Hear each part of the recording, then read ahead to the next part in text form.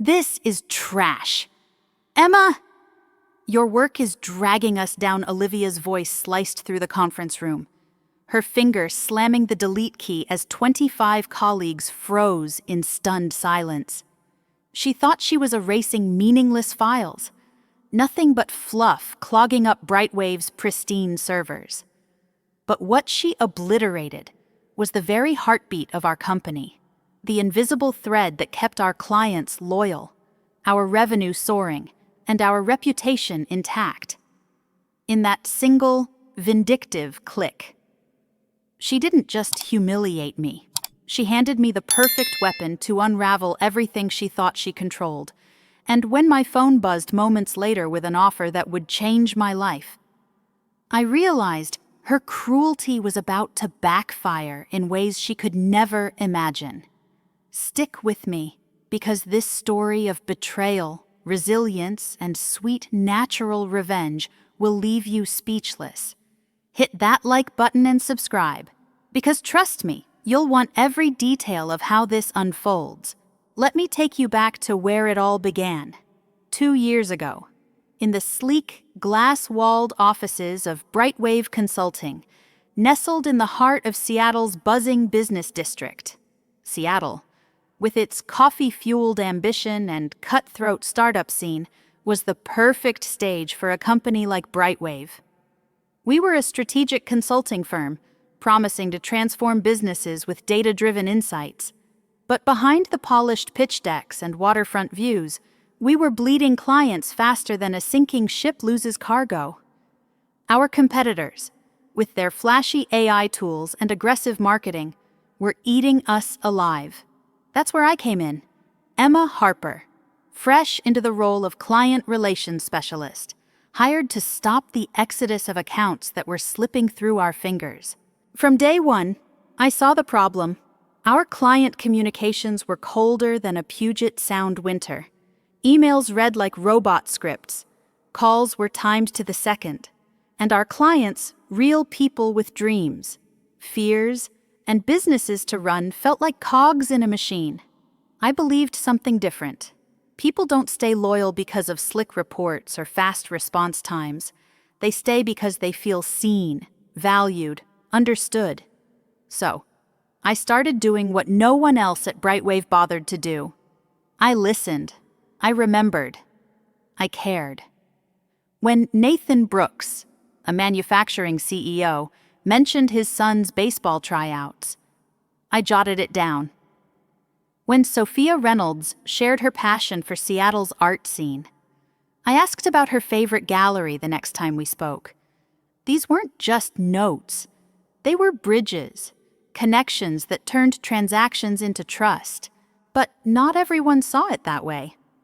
Enter Olivia Grant, my supervisor, a woman who worshipped at the altar of efficiency.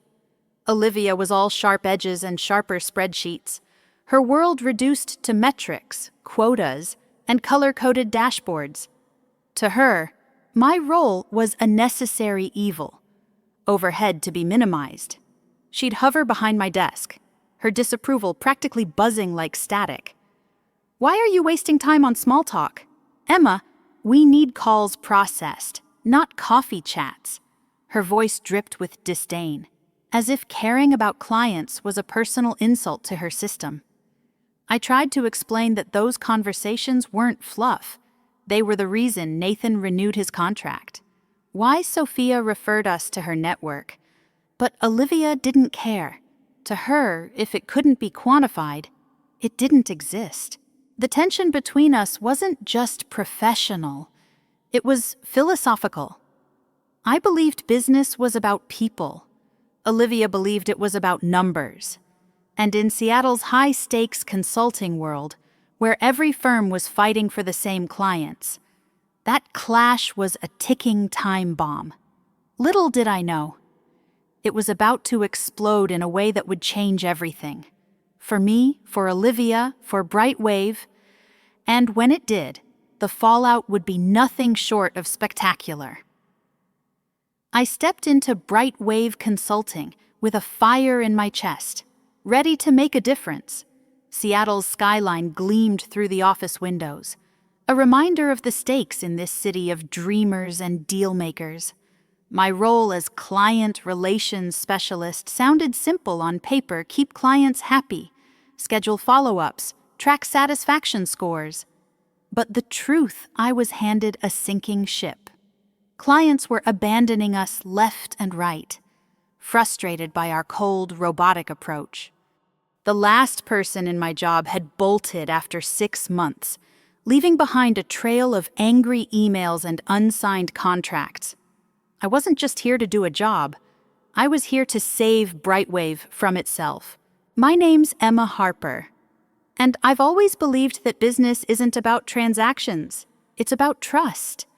I'm the kind of person who remembers your coffee order or the name of your kid's soccer team. Not because it's strategy, but because I genuinely care. At BrightWave, that mindset felt radical. Our client files were sterile, filled with dry logs of invoices sent, services delivered, payments collected. No warmth, no humanity. It was like reading a machine's diary. So, I started small. During a check-in with Nathan Brooks, a manufacturing CEO, he mentioned his son's baseball tryouts were stressing him out. I made a note. 2 weeks later, I asked how the kid did. Nathan's voice lit up. "You remembered that," he said, and we talked for 20 minutes about his weekend at the ballpark with Sophia Reynolds, who ran an eco-friendly packaging company. I noticed her excitement about Seattle's art scene. Next call, I asked about her favorite exhibit at the Fry Museum. She laughed, surprised, and opened up about her plans to sponsor a local gallery. These moments weren't just chatter. They were the foundation of something bigger: relationships that made clients feel like partners, not paychecks. But not everyone saw the value. Olivia Grant, my supervisor, was a walking spreadsheet in designer heels. She was brilliant, no doubt, with a mind that could crunch numbers faster than any software. But to her, business was a formula, and emotions were noise. Olivia's office was a shrine to efficiency: color-coded charts, timers for every task, and a mantra she'd repeat like gospel: streamline, optimize, deliver.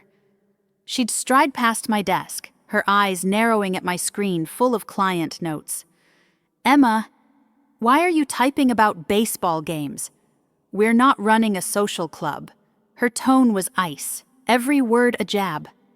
To Olivia, my approach was a waste of time, a deviation from her sacred metrics. Calls should take 10 minutes, not 30. Notes should list action items, not personal details.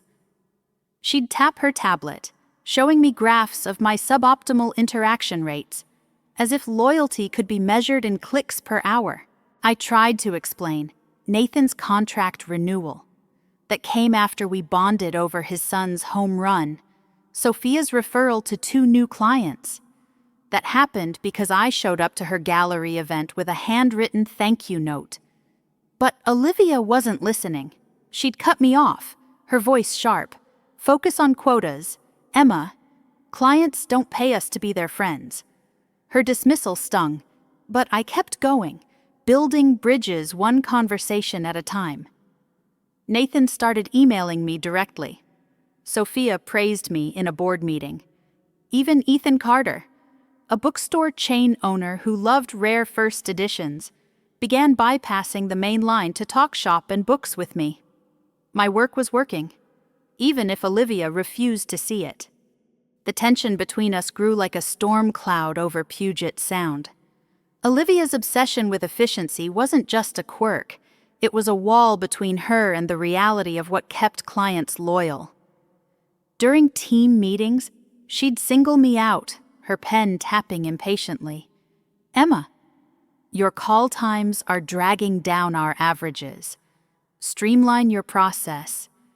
I'd bite my tongue, knowing my process was the reason our retention rates were climbing. But Olivia didn't care about retention unless it fit her formulas. She saw my notes, my follow-ups, my extra minutes on the phone as defiance. a personal challenge to her authority.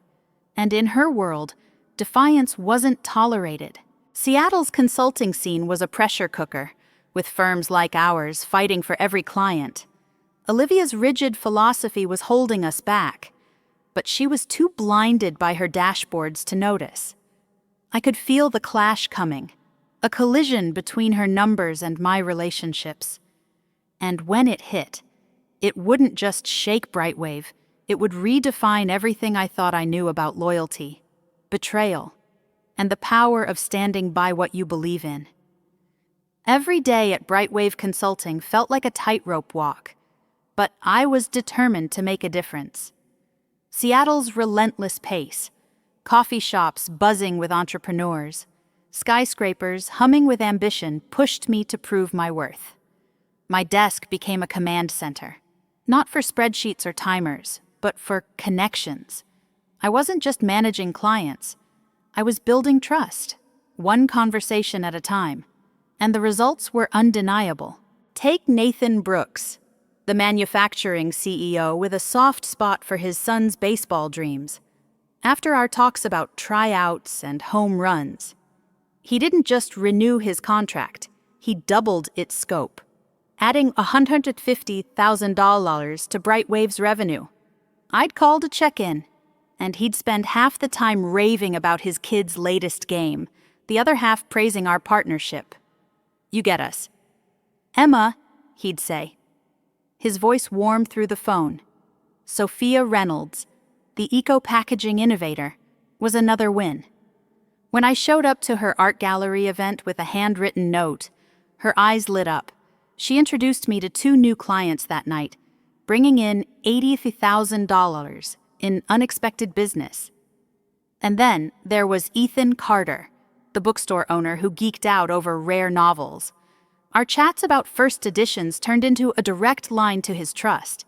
He started calling me for every decision, bypassing BrightWave's main number entirely. These weren't just wins, they were proof that caring about people wasn't fluff. It was power. The numbers backed me up. In my first 18 months, client retention jumped 40%. That's not a typo, 40%. We were pulling in $300,000 in new revenue. Contracts that wouldn't have existed without those coffee chats Olivia despised. Clients weren't just staying, they were raving about us. Sophia mentioned my name in a Seattle business journal, calling BrightWave's approach refreshingly human. Nathan told his industry network we were the firm to trust. Ethan sent me a rare copy of The Great Gatsby as a thank you, with a note for making business feel like a conversation. I tucked it on my desk, a quiet reminder of why I kept going. But the real moment came during BrightWave's quarterly review. Lucas Bennett, our CEO, stood at the head of the conference room, his voice booming with rare excitement. Our client retention is the highest it's ever been, he said, flipping through slides. This personal touch, it's the future of consulting. We need to double down on it. I felt a surge of pride, my heart racing as colleagues nodded. My approach, the one Olivia called a waste, was being celebrated. For a second, I thought maybe she'd finally see it. But when I glanced at Olivia, her face was stone, her lips pressed tight. She didn't clap. She didn't nod. She just stared at Lucas, her fingers gripping her tablet like it was a lifeline. That's when I knew. My success wasn't just a threat to her metrics, it was a personal insult. Olivia's disapproval wasn't new, but it was growing sharper, more deliberate. She'd walk by my desk, her heels clicking like a countdown, and mutter about my inefficient call times. She'd pull up my metrics in team huddles, pointing out how I lagged in interactions per hour. I'd try to explain Nathan's contract came from a 30-minute call, not a 10-minute script. Sophia's referrals happened because I showed up, not because I rushed her off the phone. But Olivia would cut me off. Metrics don't lie. Emma, people do. Her words were a slap, but I kept my head high. I wasn't building relationships to win her approval. I was doing it because it worked. Still, the pressure was mounting. Olivia's constant critiques made the office feel like a battlefield. Every conversation a minefield. I'd catch colleagues glancing my way, some with quiet respect, others with pity. One of them, Mia Larson, a junior analyst, pulled me aside after a meeting. "You're doing something special. Emma," she whispered, "don't let her grind you down." Mia's words were a lifeline, a reminder I wasn't alone. But deep down, I knew the clash with Olivia was inevitable. Her obsession with efficiency was a ticking clock, and my success was winding it tighter. Seattle's consulting world didn't forgive mistakes, and neither did Olivia. I just didn't know how far she'd go to prove she was right, and how that choice would set the stage for a reckoning neither of us could predict. The air in BrightWave's Seattle office grew heavier with every passing week. Olivia Grant's disapproval wasn't just a shadow anymore. It was a storm, brewing behind her clipped words and cold stares. My desk, once a haven for client notes and small victories, felt like a target. Every time I typed a follow-up about Nathan's latest baseball outing or Sophia's gallery plans, I could sense Olivia's eyes boring into me from across the room. Her heels clicked closer, her voice sharp as a blade. "Emma, your metrics are slipping again. We're not here to write novels about clients' hobbies." I'd nod, biting back the urge to point out that those novels had saved contracts worth hundreds of thousands. But Olivia didn't want to hear it. To her, my work was a glitch in her perfect system, and she was determined to fix it. Her attacks grew bolder.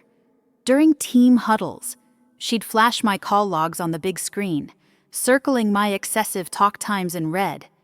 "This isn't a therapy session." She'd snap, her tablet glowing with graphs that screamed inefficiency. Colleagues shifted uncomfortably, avoiding my gaze. I'd try to defend myself. Those calls built trust. Those minutes saved accounts, but she'd cut me off. "Focus on what matters.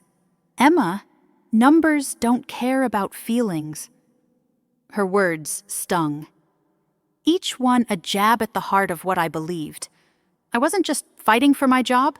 I was fighting for the idea that people, not data, were the soul of this business. Then came the breaking point. After Lucas Bennett's praise for our retention rates, Olivia's resentment boiled over. She called me into her office, the glass walls doing nothing to hide her scowl. "I'm assigning you a special project," she said, her voice tight. "A full audit of your client interactions over the past 18 months. Every call, every email, every single note. I want it documented, cross-referenced, and tied to revenue outcomes." Her eyes gleamed with something close to triumph. This wasn't a project. It was punishment. A mountain of busy work designed to bury me. Hundreds of hours, pulling me away from the clients I'd fought so hard to keep. I felt my stomach twist, but I forced a calm reply. "Understood. I'll get started." I could have half-hearted it, thrown together a sloppy report to appease her. But that's not who I am. If Olivia wanted an audit, I'd give her a masterpiece.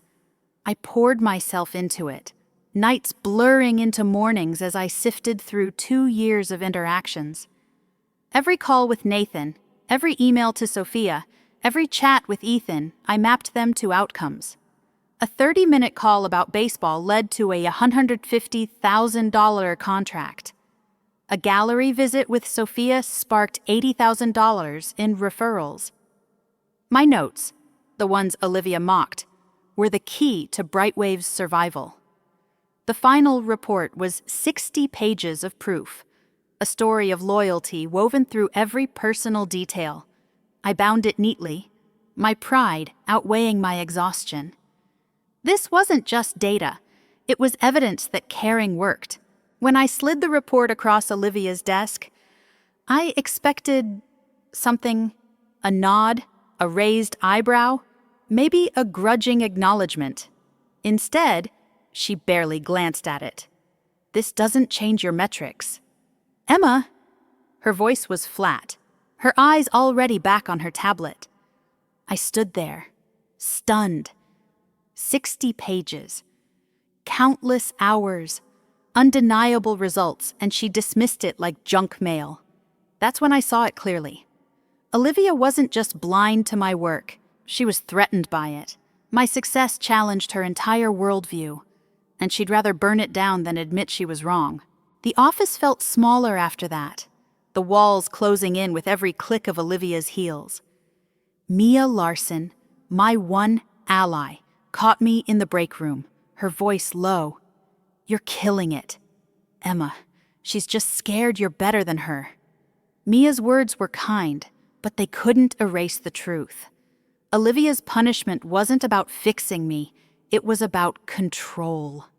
And in Seattle's high-stakes world, where every client was a battle, her need for control was about to spark a fire that would consume everything she thought she owned.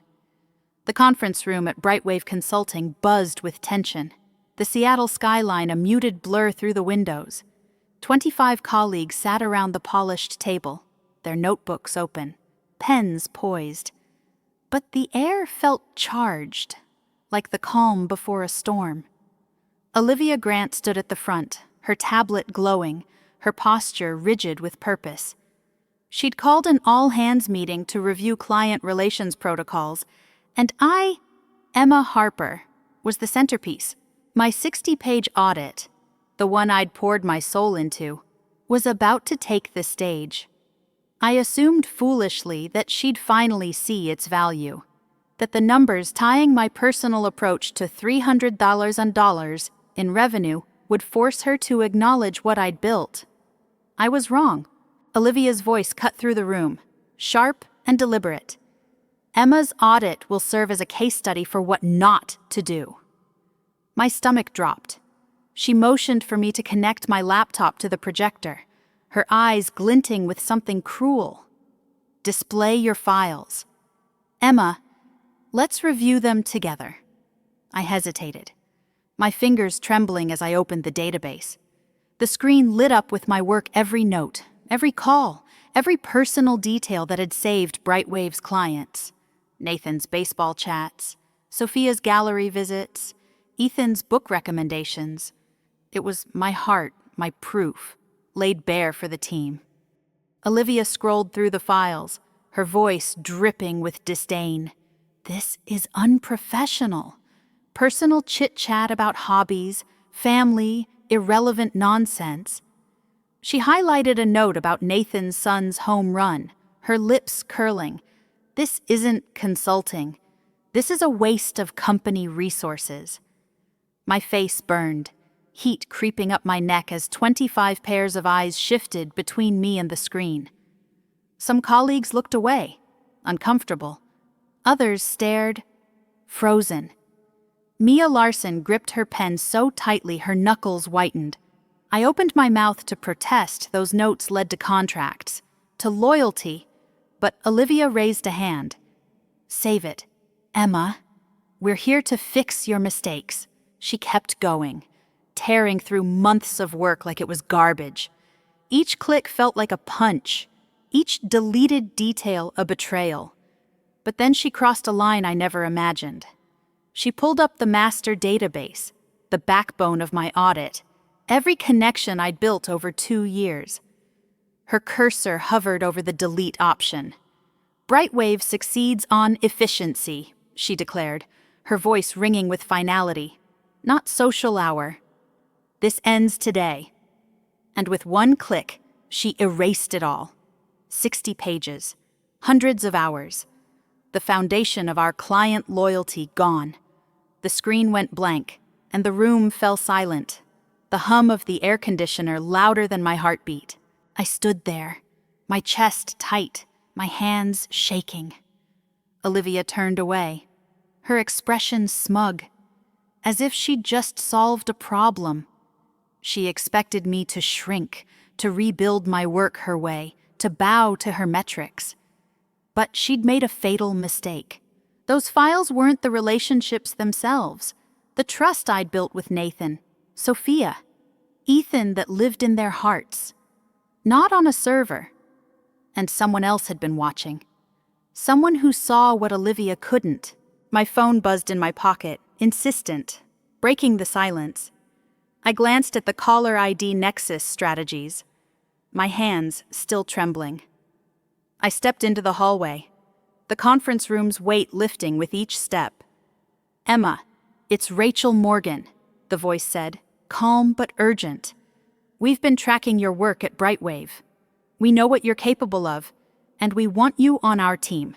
$600,000 a year, equity, full control over client strategies." I froze, the number echoing in my head.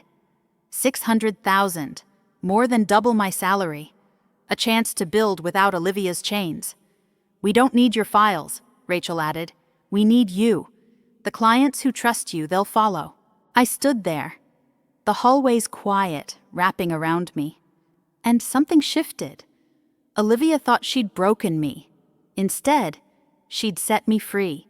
Her single click hadn't just erased my work, it had lit a fuse, one that was about to burn BrightWave to the ground. And I was ready to watch it ignite. The hallway outside BrightWave's conference room felt like a different world, the muffled hum of Seattle's traffic seeping through the windows. My phone pressed against my ear. Rachel Morgan's voice from Nexus Strategies was steady, each word a lifeline pulling me from the wreckage Olivia had just created. $600,000 a year. Emma. Equity in the firm. Complete freedom to shape client relationships your way. I gripped the phone tighter, my pulse racing. Rachel wasn't just offering a job, she was offering a future. One where my belief in human connection wasn't a flaw, but a cornerstone. "We've seen what you do," she said. "Clients trust you because you see them as people, not numbers. That's what we want at Nexus. If they follow you, that's their choice, not a breach of contract." Her words landed like a spark, igniting something fierce inside me. Olivia thought she'd crushed my work. She was about to learn how wrong she was.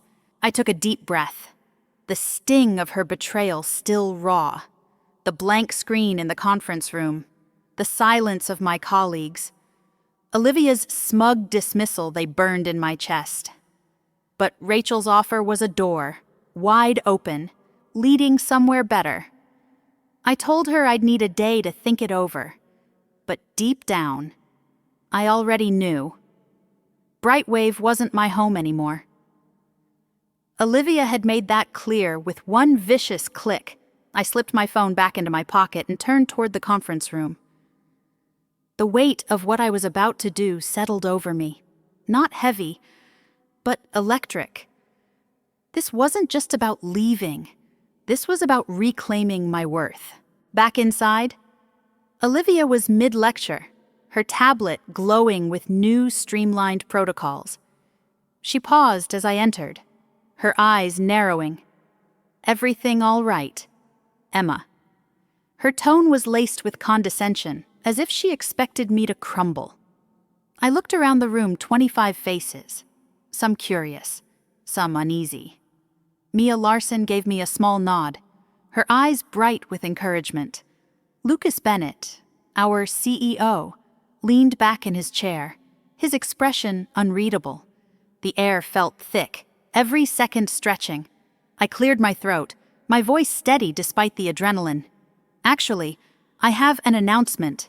I'm resigning from BrightWave Consulting, effective immediately." The words hung in the room, sharp and final. Olivia's face froze, her tablet slipping slightly in her hands. "I'm joining Nexus Strategies as their Director of Client Relations." A murmur rippled through the team, heads turning, eyes wide. Olivia's mouth opened, then closed, her composure cracking. "You can't just quit in the middle of a meeting," she stammered, her voice pitching higher. There are protocols, notice periods, responsibilities.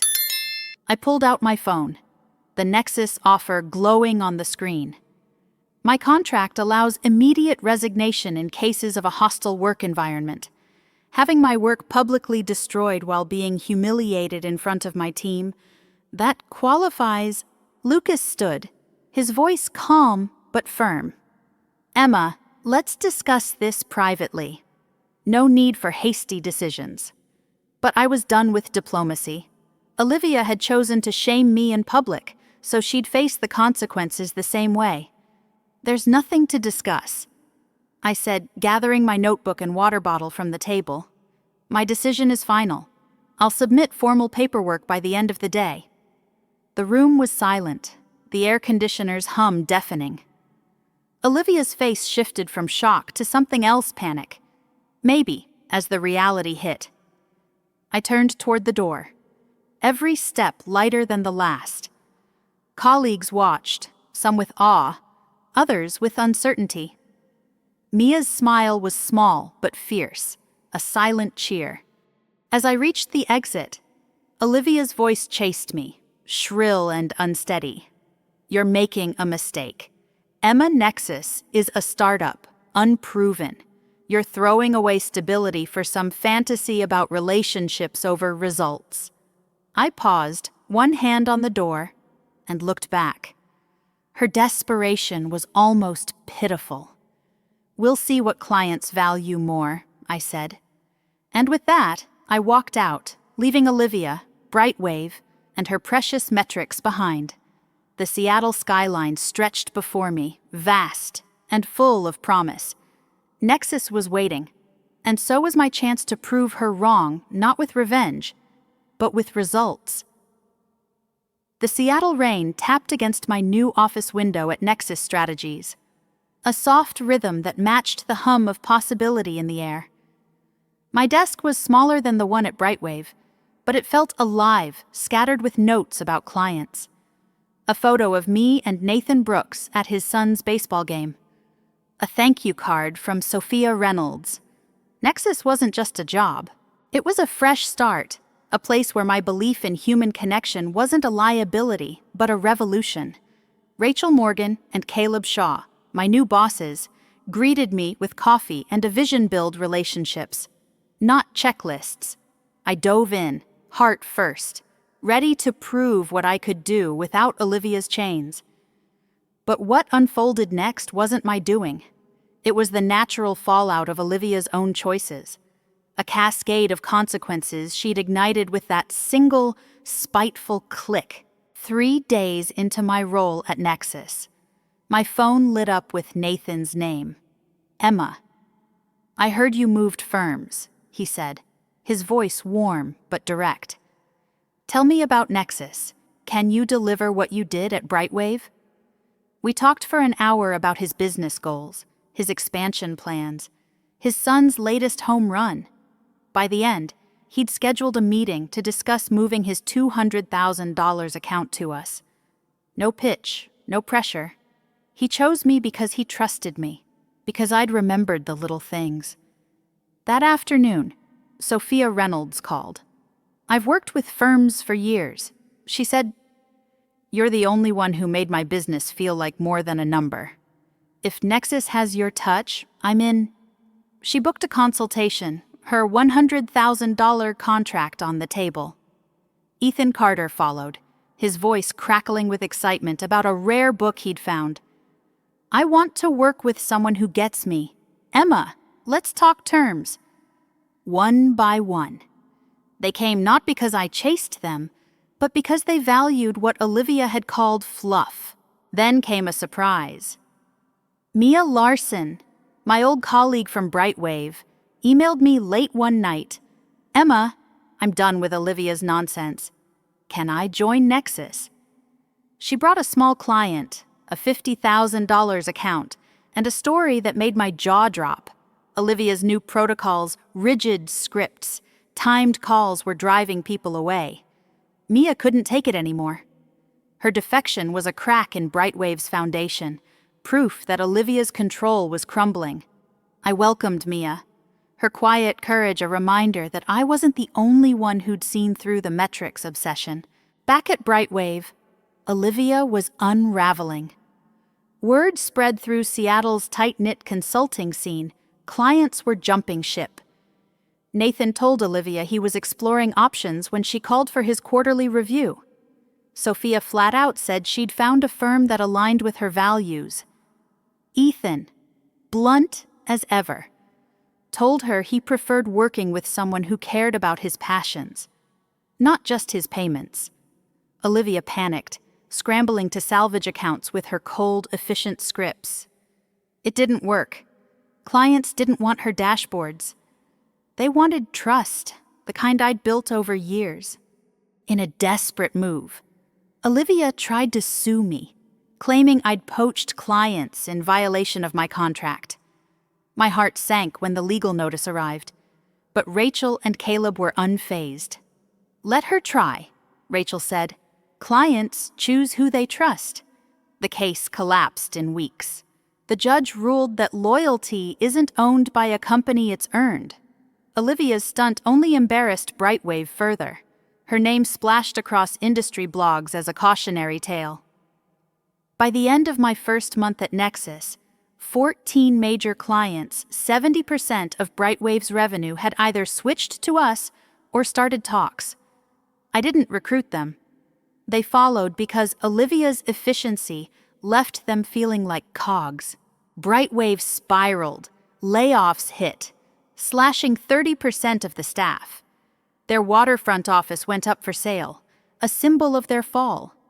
Olivia's empire of spreadsheets was dust, her refusal to value people the match that lit the fire. And me, I was just getting started, building something real at Nexus, where every client call felt like a conversation, not a transaction. Olivia thought she'd broken me. Instead, she'd freed me to show the world what loyalty really means. Seattle's skyline sparkled beyond my office window at Nexus Strategies, a canvas of possibility painted with ambition and rain-soaked light. 6 months after walking out of BrightWave, I stood taller. My desk now a hub of thriving client partnerships. I'd been promoted to senior partner, with equity and a mandate to weave my relationship-first philosophy across every service line. Nathan Brooks, Sophia Reynolds, Ethan Carter, and a dozen others had followed me, their trust fueling Nexus's meteoric rise. We weren't just a consulting firm. We were a movement, proving that business thrives when people feel valued, not processed. Every call, every note, every remembered detail like Nathan's son's batting average, or Sophia's latest art sponsorship, built a foundation stronger than any spreadsheet. Olivia Grant's world, meanwhile, had crumbled. BrightWave's collapse was the talk of Seattle's consulting scene. After losing 70% of its revenue, the company laid off a third of its staff, sold its gleaming waterfront office, and merged with a soulless corporate giant that cared even less about clients than Olivia did. She wasn't kept on. LinkedIn whispers and industry chatter painted a grim picture. Olivia struggled to land a comparable role, her name tied to BrightWave's implosion. Employers saw her as the manager who'd tanked a firm by alienating its lifeblood, its clients. I didn't revel in her downfall. My joy came from building something better, from proving that connection, not control. Wins. Here's what I've learned, and I hope you carry it with you. First, invest in relationships. A kind word, a remembered detail, a moment of genuine care. It's not fluff, it's power. Second, stand by your values, even when they're mocked. I believed in people over metrics, and that belief carried me through Olivia's storm. Third, let consequences speak. The sweetest revenge isn't scheming. It's stepping aside and letting poor choices destroy themselves. If you've ever been undervalued, know this. Your worth isn't defined by those who can't see it. Prove them wrong by thriving. share your story in the comments. Let's lift each other up and keep building what matters. Hit that like button and subscribe, because together, we're rewriting what success means.